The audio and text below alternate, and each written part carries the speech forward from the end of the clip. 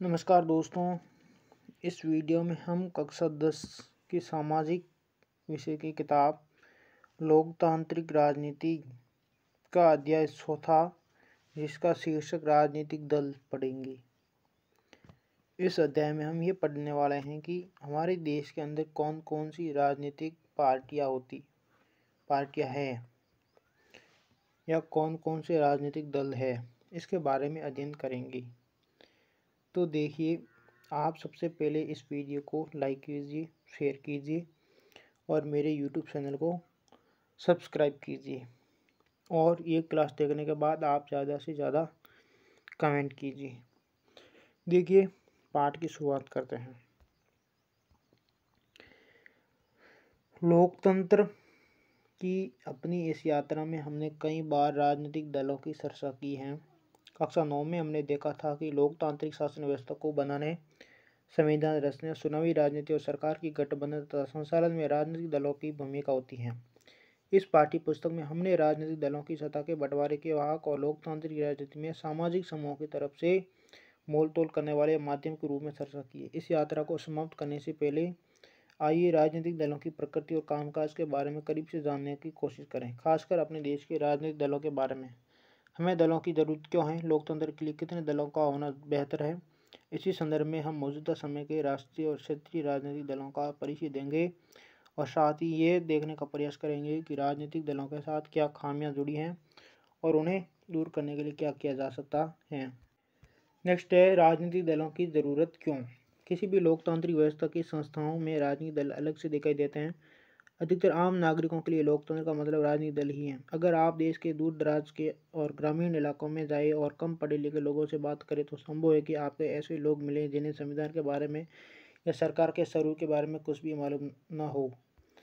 बहरहाल, राजनीतिक दलों के बारे में उन्हें ज़रूर कुछ न कुछ मालूम होता है, लेकिन पार्टी के बारे में हर कोई कुछ न कुछ जानता है, तो इसका मतलब यह नहीं कि पार्टियां बहुत लोकप्रिय है। अधिकतर लोग आमतौर पर दलों के बारे में भी खराब राय रखते हैं। अपनी लोकतांत्रिक व्यवस्था और राजनीतिक जीवन की हर बुराई के लिए वे दलों को ही जिम्मेदार मानते हैं। सामाजिक और राजनीतिक विभाजनों के लिए भी दलों को ही दोषी माना जाता है। ऐसे में यह सवाल स्वाभाविक रूप से उठता है, क्या हमें सचमुच राजनीतिक दलों की जरूरत है? करीब 100 साल पहले दुनिया में के बस कुछ ही देशों में, और वो भी गिनती के राजनीतिक दल थे।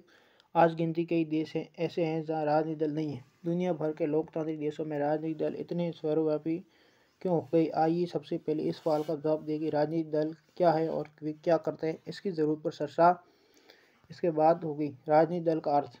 राजनीतिक दल को लोगों के एक ऐसे संगठित समूह के रूप में समझा जा सकता है जो चुनाव लड़ने और सरकार में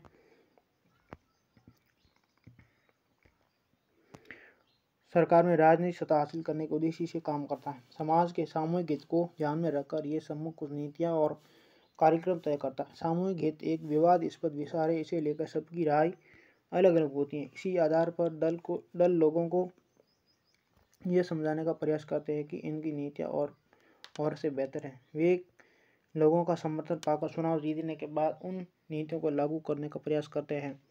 इस प्रकार दल किसी समाज के बुनियादी राजनीतिक विभाजन को भी दर्शाते हैं। पार्टी समाज के किसी एक हिस्से से संबंधित होती है, इसलिए इसका नज़रिया समाज के उस वर्ग, समुदाय या विशेष तरफ झुका होता है। किसी दल की पहचान उसकी नीतियों और उसके सामाजिक आधार से तय होती हैं। राजनीतिक दल के 3 प्रमुख हिस्से हैं: नेता, सक्रिय सदस्य और अनुयायी या समर्थक। राजनीतिक दल के कार्य। राजनीतिक दल के क्या क्या कार्य हैं? मूलतः राजनीतिक दल राजनीतिक मतों को भरते हैं और राजनीतिक सत्ता का इस्तेमाल करते हैं। इस काम को कई तरह से करते हैं। दल चुनाव लड़ते हैं। अधिकांश लोकतांत्रिक देशों में चुनाव राजनीतिक दलों द्वारा खड़े किए गए उम्मीदवारों के बीच लड़ा जाता है। राजनीतिक दल उम्मीदवारों का चुनाव कई तरीकों से करते हैं। अमेरिका जैसे कुछ देशों में उम्मीदवार का चुनाव दल के सदस्य और समर्थक करते हैं। अब इस तरह से उम्मीदवार चुनने वाले देशों की संख्या बढ़ती जा रही है। अन्य देशों जैसे भारत में दलों के नेता ही उम्मीदवार चुनते हैं। दल अलग अलग नीतियों और कार्यक्रमों को मतदाताओं के सामने रखते हैं और मतदाता अपनी पसंद की नीतियां और कार्यक्रम चुनते हैं। देश के लिए कौन सी नीतियां ठीक है, इस बारे में हमें से सभी की राय अलग अलग हो सकती है, पर कोई भी सरकार इतने अलग अलग विचारों को एक साथ लेकर नहीं चल सकती। लोकतंत्र में समान या मिलते जुलते विचारों को एक साथ लाना होता है ताकि सरकार की नीतियों को एक दिशा दी जा सके। पार्टियां यही काम करती हैं। पार्टियां तरह तरह के विचारों को कुछ बुनियादी राय तक समेट लाती हैं जिनका वे समर्थन करती हैं। सरकार प्राय शासक दल की राय के अनुरूप अपनी नीतियां तय करती हैं।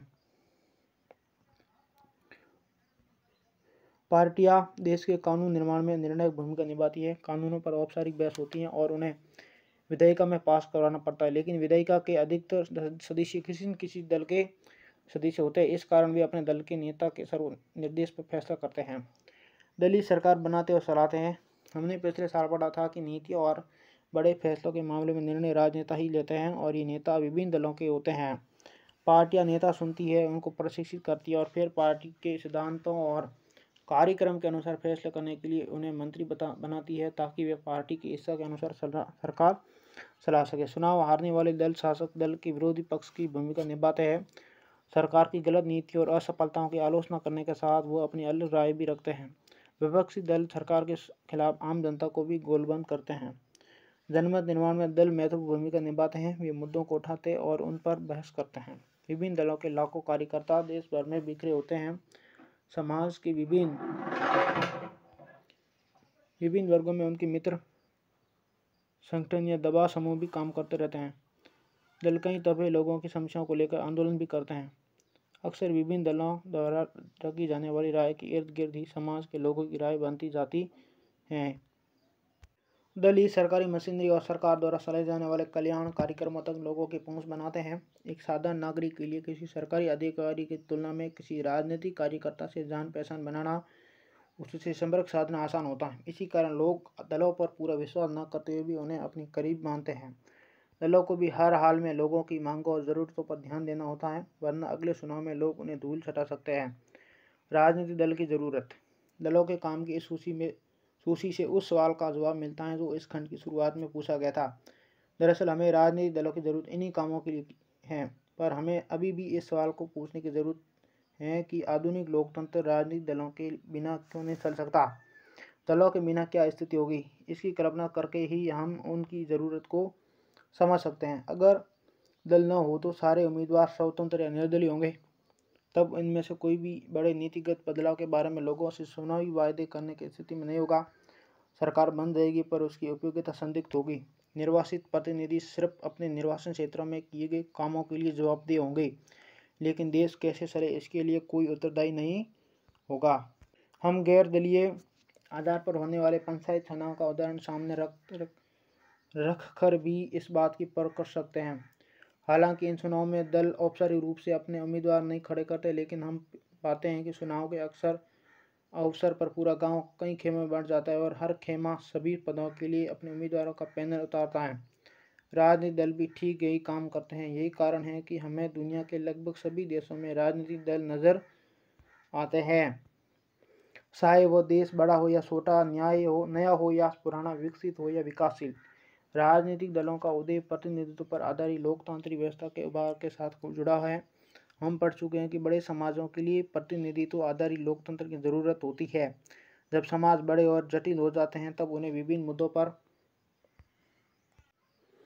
अलग अलग विचारों को समेटने और सरकार की नज़र में लाने के लिए किसी माध्यम या एजेंसी की ज़रूरत होती है। विभिन्न जगहों से आए प्रतिनिधियों को साथ करने की ज़रूरत होती है ताकि एक जिम्मेवार सरकार का गठन हो सके।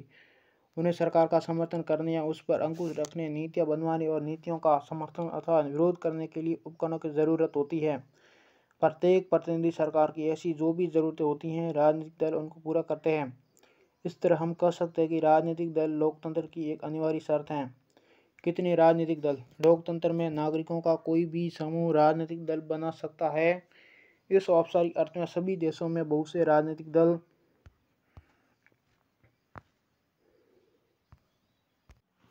भारत में चुनाव आयोग में नाम पंजीकृत कराने वाले दलों की संख्या 750 से ज़्यादा है, लेकिन हर दल चुनाव में गंभीर चुनौती देने की स्थिति में नहीं होता। चुनाव जीतने और सरकार बनाने की होड़ में आमतौर पर कुछ एक पार्टियां ही सक्रिय होती हैं। ऐसे में सवाल ये उठता है कि लोकतंत्र की बेहतरी के लिए कितने दलों का होना अच्छा है। कई देशों में सिर्फ एक ही दल को सरकार बनाने और चलाने की अनुमति है। इस कारण उन्हें एक दलीय शासन व्यवस्था कहा जाता है। कक्षा 9 में हमने देखा था कि चीन में सिर्फ कम्युनिस्ट पार्टी को शासन करने की अनुमति है। हालांकि कानूनी रूप से वहाँ भी लोगों को राजनीतिक दल बनाने की आज़ादी है, पर वहाँ की चुनाव प्रणाली सत्ता के लिए स्वतंत्र प्रतिद्वंदिता की अनुमति नहीं देती, इसलिए लोगों को नया राजनीतिक दल बनाने का कोई लाभ नहीं दिखता और इसलिए कोई नया दल नहीं बन पाता। हम एक दलीय व्यवस्था को अच्छा विकल्प नहीं मान सकते क्योंकि ये लोकतांत्रिक विकल्प नहीं है। अब किसी भी लोकतांत्रिक व्यवस्था में कम से कम 2 दलों को राजनीतिक सत्ता के लिए चुनाव में प्रतिद्वंदिता करने की अनुमति तो होनी ही चाहिए। साथ ही उन्हें सत्ता में आ सकने का पर्याप्त अवसर भी रहना चाहिए। कुछ देशों में सत्ता आमतौर पर 2 मुख्य दलों के बीच ही बदलती रहती है। वहाँ अनेक दूसरी पार्टियां हो सकती हैं, वे भी चुनाव लड़कर कुछ सीटें जीत सकती हैं, पर सिर्फ 2 ही दल बहुमत पाने और सरकार बनाने के प्रबल दावेदार होते हैं। अमेरिका और ब्रिटेन में ऐसी 2 ही दलीय व्यवस्था है। जब अनेक दल सत्ता के लिए होड़ में हो और 2 दलों से ज़्यादा के लिए अपने दम पर या दूसरों से गठबंधन करके सत्ता में आने का ठीक ठाक अवसर हो तो इसे बहुदलीय व्यवस्था कहते हैं। भारत में भी ऐसी भी बहुदलीय व्यवस्था है। इस व्यवस्था में कई दल गठबंधन बनाकर भी सरकार बना सकते हैं। जब किसी बहुदलीय व्यवस्था में अनेक पार्टियां चुनाव लड़ने में और सत्ता में आने के लिए आपस में हाथ मिला लेती हैं तो इसे गठबंधन या मोर्चा कहा जाता है। जैसे 2004 के संसदीय चुनाव में भारत में ऐसे 3 प्रमुख गठबंधन थे: राष्ट्रीय जनतांत्रिक गठबंधन, संयुक्त प्रगतिशील गठबंधन और वामा मोर्चा। अक्सर बहुदलीय व्यवस्था बहुत घालमेल वाली लगती हैं और देश को राजनीतिक अस्थिरता की तरफ ले जाती हैं, पर इसके साथ ही इस प्रणाली में विभिन्न हितों और विचारों को राजनीतिक प्रतिनिधित्व मिल जाता है। तो इनमें से कौन सी प्रणाली बेहतर है? अक्सर पूछे जाने वाले इस सवाल का संभव सबसे अच्छा जवाब यही होगा कि ये कोई बहुत अच्छा सवाल नहीं है। दलीय व्यवस्था को चुनाव करना किसी मुल्क के हाथ में नहीं है। ये एक लंबे दौर के कामकाज के बाद खुद विकसित होती हैं और इसमें समाज की प्रकृति, इसके राजनीतिक विभाजन, राजनीति का इतिहास और इसकी चुनाव प्रणाली सभी चीज़ें अपनी भूमिका निभाती हैं। इसे बहुत जल्दी बदला नहीं जा सकता। हर देश अपनी विशेष परिस्थितियों के अनुरूप दलीय व्यवस्था विकसित करता है। जैसे अगर भारत में बहुदलीय व्यवस्था है तो इसका कारण यह है कि 2-3 पार्टियां इतने बड़े मुल्क की सारी सामाजिक और भौगोलिक विविधताओं को समेट पाने में अक्षम है। हर मुल्क और हर स्थिति में कोई एक ही आदर्श प्रणाली चले, ये संभव नहीं है। नेक्स्ट है राष्ट्रीय दल। विश्व के संघीय व्यवस्था वाले लोकतंत्र में 2 तरह के राजनीतिक दल है: संघीय इकाई में से सिर्फ एक इकाई में अस्तित्व रखने वाले दल और अनेक या संघ की सभी इकाइयों में अस्तित्व रखने वाले दल। भारत में भी यही स्थिति है। कई पार्टियां पूरे देश में फैली हुई है और उन्हें राष्ट्रीय पार्टी कहा जाता है। इन दलों की विभिन्न राज्यों में इकाइयां हैं, पर कुल मिलाकर देखें तो ये सारी इकाइयां राष्ट्रीय स्तर पर तय होने वाली नीतियों, कार्यक्रमों और रणनीतियों को ही मानती हैं। देश की हर पार्टी को निर्वाचन आयोग में अपना पंजीकरण कराना पड़ता है। आयोग सभी दलों को समान मानता है, पर यह बड़े और स्थापित दलों को कुछ विशेष सुविधाएं देता है। इन्हें अलग चुनाव चिन्ह दिया जाता है जिसका प्रयोग पार्टी का अधिकृत उम्मीदवार ही कर सकता है। इस विशेष अधिकार और कुछ अन्य लाभ पाने वाले पार्टियों को मान्यता प्राप्त दल कहते हैं। चुनाव आयोग ने स्पष्ट नियम बनाए हैं कि कोई दल कितने प्रतिशत वोट और सीट जीतकर मान्यता प्राप्त बन सकता है। जब कोई पार्टी राज्य विधानसभा के चुनाव में पड़े कुल मतों का 60% या उससे अधिक हासिल करती है और कम से कम 2 सीटों पर जीत दर्ज करती हैं तो उसे अपने राज्य के राजनीतिक दल के रूप में मान्यता मिल जाती है। अगर कोई दल लोकसभा चुनाव में पड़े कुल वोट का अथवा 4 राज्यों के विधानसभाई चुनाव में पड़े कुल वोटों का 100% हासिल करता है और लोकसभा में चुनाव में कम से कम 4 सीटों पर जीत दर्ज करता है तो उसे राष्ट्रीय दल की मान्यता मिलती है। इस वर्गीकरण के अनुसार 2023 में जारी भारत निर्वाचन आयोग की अधिसूचना के अनुसार देश में सब मान्यता प्राप्त राष्ट्रीय दल हैं। आइए इनमें से प्रत्येक के बारे में कुछ महत्वपूर्ण तथ्य जान लें। सबसे पहले आम आदमी पार्टी। आम आदमी पार्टी का गठन 2011 के भ्रष्टाचार विरोधी आंदोलन के बाद 26 नवंबर 2012 को हुआ। पार्टी की स्थापना जवाबदेही, स्वच्छ प्रशासन, पारदर्शिता और सुशासन के विचार पर की गई थी। पार्टी अपने गठन के 1 साल बाद दिल्ली विधानसभा चुनाव में दूसरी सबसे बड़ी पार्टी बनकर उभरी, जिसने भारतीय राष्ट्रीय कांग्रेस के समर्थन से सरकार बनाई। 2022 के गुजरात विधानसभा चुनाव के बाद ये गुजरात की राजनीति में तीसरे मोर्चे के रूप में भी उभरी। फिलहाल आपने पंजाब और दिल्ली में सरकार बनाई। 2019 के लोकसभा चुनाव में पार्टी ने लोकसभा में 1 सीट हासिल की है। नेक्स्ट है बहुजन समाज पार्टी। स्वर्गीय कांशीराम के नेतृत्व में 1984 में गठन बहुजन समाज, जिसमें दलित, आदिवासी, पिछड़ी जातियों और धार्मिक अल्पसंख्यक शामिल हैं, के लिए राजनीतिक सत्ता पाने का प्रयास और उनका प्रतिनिधित्व करने का दावा। पार्टी साहू महाराज, महात्मा फूले, पेरियार, रामास्वामी नायकर और बाबा साहब अम्बेडकर के विचारों और शिक्षाओं से प्रेरणा लेती हैं। दलित और कमजोर वर्ग के लोगों के कल्याण और उनके हितों की रक्षा के मुद्दों पर सबसे ज़्यादा सक्रिय इस पार्टी का मुख्य आधार उत्तर प्रदेश में है, पर मध्य प्रदेश, छत्तीसगढ़, उत्तराखंड, दिल्ली और पंजाब में ये पार्टी पर्याप्त ताकतवर है। अलग अलग पार्टियों से अलग अलग अवसरों पर समर्थन लेकर इसने उत्तर प्रदेश में 4 बार सरकार बनाई। इस दल को 2019 के लोकसभा चुनाव में करीब 3.63% वोट मिले और 10 सीटें मिली। भारतीय जनता पार्टी पुराने भारतीय जनसंघ को श्री श्यामा प्रसाद मुखर्जी ने 1951 में गठित किया। पुनर्जीवित करके 1980 में यह पार्टी बनी। भारत की प्राचीन संस्कृति और मूल्य, दीनदयाल उपाध्याय के विचार, समग्र मानवतावाद एवं अंत्योदय से प्रेरणा लेकर मजबूत और आधुनिक भारत बनाने का लक्ष्य। भारतीय राष्ट्रवाद और राजनीति की इसकी अवधारणा में सांस्कृतिक राष्ट्रवाद एक प्रमुख तत्व है। पार्टी जम्मू और कश्मीर को क्षेत्रीय और राजनीतिक स्तर पर विशेष दर्जा देने के खिलाफ है। ये देश में रहने वाले सभी धर्म के लोगों के लिए समान नागरिक संहिता बनाने और धर्मांतर पर रोक लगाने के पक्ष में है।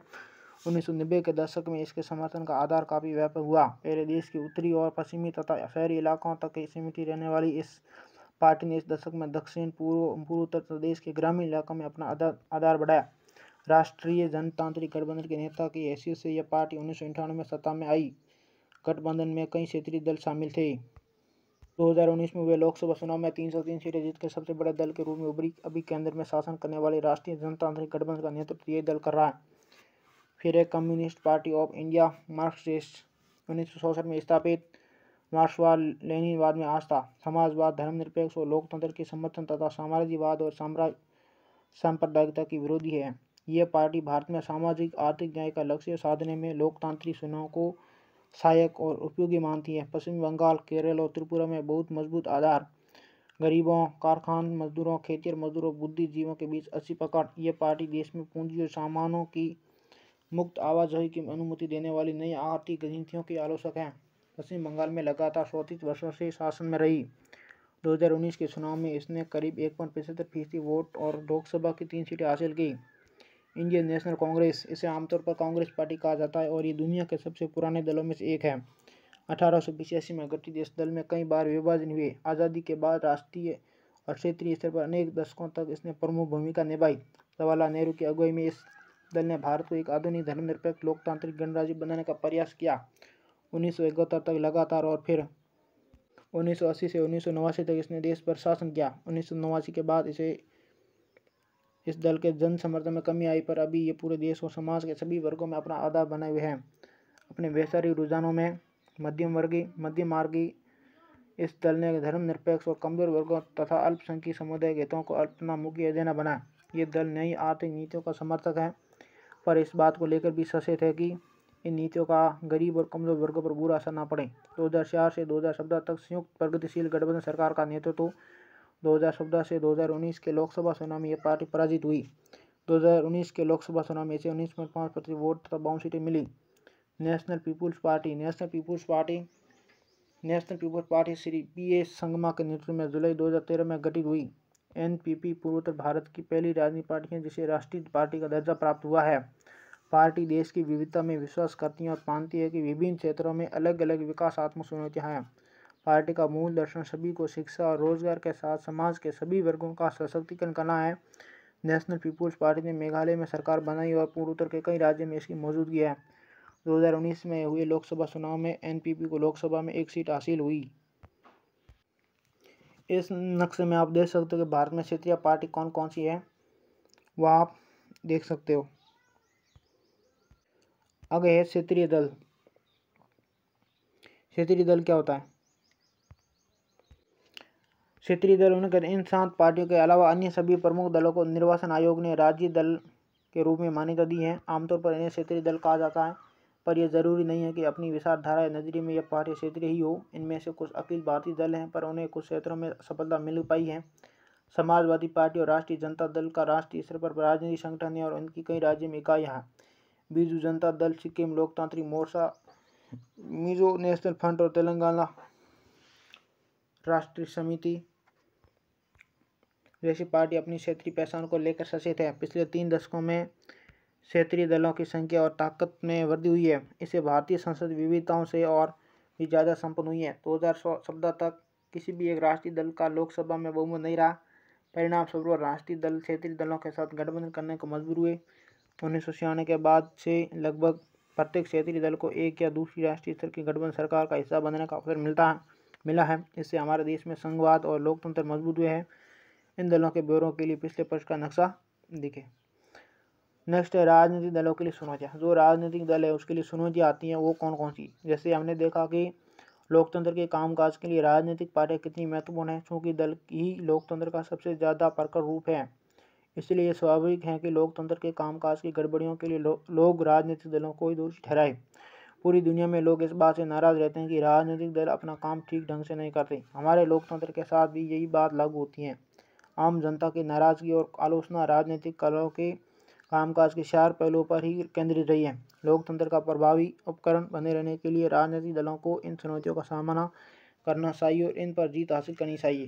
पहली चुनौती है पार्टी के भीतर आंतरिक लोकतंत्र का न होना। सारी दुनिया में ये प्रवृत्ति बन गई है कि सारी ताकत एक या कुछ एक नेताओं के हाथ में सिमट जाती है। नेक्स्ट है, पार्टी के पास न सदस्यों की खुली सूची होती है, न नियमित रूप से सांगठनिक बैठकें होती हैं।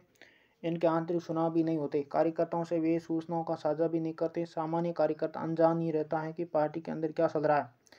उसके पास ना तो नेताओं से जुड़कर फैसलों को प्रभावित करने की ताकत होती है, न ही कोई माध्यम। परिणाम स्वरूप पार्टी के नाम पर सारे फैसले लेने का अधिकार उस पार्टी के नेता हथियार लेते हैं। चूँकि कुछ एक नेताओं के पास ही असली ताकत होती है, इसलिए जो उनसे असहमत होते हैं उनका पार्टी में टिके रह पाना मुश्किल हो जाता है। पार्टी के सिद्धांतों और नीतियों से निष्ठा की जगह नेता से निष्ठा की ज़्यादा महत्वपूर्ण बन जाती है। दूसरी चुनौती पहली चुनौती से ही जुड़ी है। ये है वंशवाद की चुनौती। क्योंकि अधिकांश दल अपना कामकाज पारदर्शी तरीके से नहीं करते, इसलिए सामान्य कार्यकर्ता के नेता बनने और ऊपर आने की गुंजाइश काफ़ी कम हो जाती है। लोग नेता होते हैं, वे अनुचित लाभ लेते हैं, अपने नज़दीकी लोगों और यहाँ तक कि अपने ही परिवार के लोगों को आगे बढ़ाते हैं। अनेक दलों में शीर्ष पद पर हमेशा एक ही परिवार के लोग आते हैं। ये दल के अन्य सदस्यों के साथ अन्याय है। एक ये बात लोकतंत्र के लिए भी अच्छी बनी है, क्योंकि इससे अनुभवहीन और बिना जनाधार वाले लोग ताकत वाले पदों पर पहुंच जाते हैं। ये प्रवृत्ति कुछ प्राचीन लोकतांत्रिक देशों सहित कामोबेश पूरी दुनिया में दिखाई देती है। तीसरी चुनौती दलों में, खासकर चुनाव के समय, पैसा और आपराधिक तत्वों की बढ़ती घुसपैठ की है। क्योंकि पार्टियों की सारी चिंता चुनाव जीतने की होती है, अतः इसके लिए कोई भी जायज़ नाजायज़ तरीका अपनाने से परहेज नहीं करती। वे ऐसी उम्मीदवार उतारती हैं जिनके पास काफ़ी पैसा हो या जो पैसे जुटा सके। किसी पार्टी को ज़्यादा धन देने वाली कंपनियां और अमीर लोग उस पार्टी की नीति और फैसलों को भी विरोध करते हैं। कई बार पार्टियां चुनाव जीत सकने वाले अपराधियों का समर्थन करती हैं या उनकी मदद लेती है। दुनिया भर में लोकतंत्र के समर्थन लोकतांत्रिक राजनीति में अमीर लोग और बड़ी कंपनियों की बढ़ती भूमिकाओं को लेकर चिंतित है।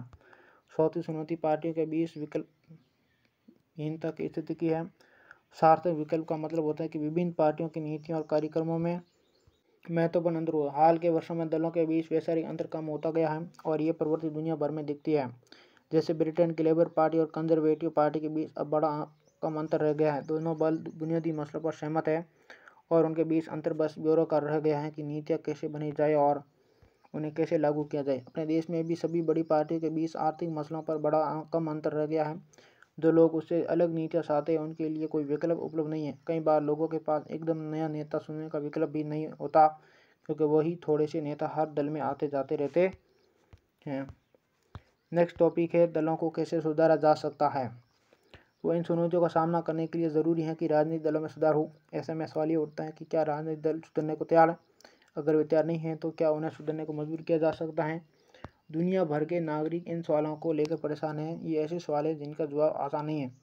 लोकतांत्रिक व्यवस्था में आखिरी फैसला राजनेता ही करते हैं, जो विभिन्न राजनीतिक दलों का प्रतिनिधित्व करते। लोग उनको बदल सकते हैं पर उनकी जगह फिर नए नेता ही लेते हैं। अगर वे सभी सुधरना नहीं चाहते हैं तो कोई उनको सुधरने के लिए कैसे मजबूर कर सकता है? आइए अपने देश में राजनीतिक दलों और उसके नेताओं को सुधारने के लिए हाल में जो प्रयास किए गए हैं या जो सुझाव दिए गए उन पर गौर करें। विधायक और सांसदों को दल बदल करने से रोकने के लिए संविधान में संशोधन किया गया है। निर्वाचित प्रतिनिधियों के मंत्रिपरिषद या पैसे के लोभ में दल बदल करने में आई तेजी को देखते हुए ऐसा किया गया है। नए कानून के अनुसार अपना दल बदलने वाले सांसद या विधायक को अपनी सीट भी गंवानी होगी। इस नए कानून से दल बदल में कमी आई है। इससे पार्टी में विरोध का कोई स्वर उठाना और भी मुश्किल हो गया है। पार्टी नेतृत्व तो कोई फैसला करता है, सांसद और विधायक को उसे मानना ही होता है। उच्च न्यायालय ने पैसे और अपराधियों का प्रभाव कम करने के लिए एक आदेश जारी किया है। इस आदेश के द्वारा चुनाव लड़ने वाले हर उम्मीदवार को अपनी संपत्ति का और अपने खिलाफ चल रहे आपराधिक मामलों का ब्यौरा एक शपथ पत्र के माध्यम से देना अनिवार्य कर दिया गया है। इस नई व्यवस्था से लोगों को अपने उम्मीदवारों के बारे में बहुत सी पक्की सूचना उपलब्ध होने लगी है, पर उम्मीदवार द्वारा दी गई सूचना सही है या नहीं, ये जांच करने की कोई व्यवस्था नहीं है। अभी तक हम ये बात भरोसे से नहीं कर सकते कि इस व्यवस्था के बन जाने के बाद से राजनीतिक पर अमीरों और अपराधियों का प्रभाव घटा है या नहीं। चुनाव आयोग ने एक आदेश के जरिए सभी दलों के लिए सांगठनिक चुनाव कराना और आयकर का रिटर्न भरना जरूरी बता दिया है। दलों ने ऐसा करना शुरू भी कर दिया है, पर कई बार ऐसा सिर्फ खानापूरी करने के लिए होता है। ये बात अभी नहीं कही जा सकती कि इससे राजनीतिक दलों के में अंदरूनी लोकतंत्र मजबूत हुआ है। इनके अलावा राजनीतिक दलों में सुधार के लिए अक्सर कई कदम सुझाए जाते हैं। राजनीतिक दलों के आंतरिक कामकाज को व्यवस्थित करने के लिए कानून बनाया जाना चाहिए। सभी दल अपने सदस्यों की सूची रखें, अपने संविधान का पालन करें, पार्टी में विवाद की स्थिति में एक स्वतंत्र पार्षद को पंच बनाए और सबसे बड़े पदों के लिए खुला चुनाव कराए। ये व्यवस्था अनिवार्य की जानी चाहिए। राजनीतिक दल महिलाओं को एक खास न्यूनतम अनुपात में करीब 1/3 जरूर टिकट दें। इसी प्रकार दल के प्रमुख पदों पर भी औरतों के लिए आरक्षण होना चाहिए। चुनाव का खर्च सरकार उठाए। सरकार दलों को चुनाव लड़ने के लिए धन दे। ये मदद पेट्रोल, कागज, फॉर्म वगैरह के रूप में भी हो सकती है, या फिर पिछले चुनाव में मिले मतों के अनुपात में नकद पैसा दिया जा सकता है। राजनीतिक दलों ने अभी तक इन सुझावों को नहीं माना है। अगर इन्हें मान लिया गया तो संभव है कि इनसे कुछ सुधार हो, लेकिन हर राजनीतिक समस्या के लिए महज कानूनी समाधान की बात करते हुए हमें सावधान रहना चाहिए। दलों को ज़रूरत से ज़्यादा नियमों से एक जड़ना नुकसानदेह भी हो सकता है। इससे सभी दल कानून को दरकिनार करने का तरीका ढूंढने लगेंगे। इसके अलावा राजनीतिक दल खुद भी ऐसा कानून पास करने पर सहमत नहीं होंगे जिसे वे पसंद नहीं करते। दो और तरीके हैं जिनसे राजनीतिक दलों को सुधारा जा सकता है। पहला तरीका है राजनीतिक दलों पर लोगों द्वारा दबाव बनाने का। ये काम चिट्ठियाँ लिखने, प्रसार करने और आंदोलनों के जरिए किया जा सकता है। आम नागरिक, दबाव समूह, आंदोलन और मीडिया के माध्यम से ये काम किया जा सकता है। अगर दलों को लगे कि सुधार न करने से उनका धनाधार गिरने लगेगा, यह उनकी छवि खराब होगी, तो इसे लेकर भी गंभीर होने लगेंगे। सुधार का दूसरा तरीका है सुधार की इच्छा रखने वालों का खुद राजनीतिक दलों में शामिल होना। लोकतंत्र की गुणवत्ता लोकतंत्र में लोगों की भागीदारी से तय होती है। अगर आम नागरिक खुद राजनीति में हिस्सा न ले और बाहर से ही बातें करते रहे तो सुधार मुश्किल है। खराब राजनीति का समाधान है ज़्यादा से ज़्यादा राजनीति और बेहतर राजनीति। हम इस बात की चर्चा फिर से आखिरी अध्याय में करेंगे। ये पाठ हमारा पूरा हुआ। ये सारे सवाल हैं, कर लेना।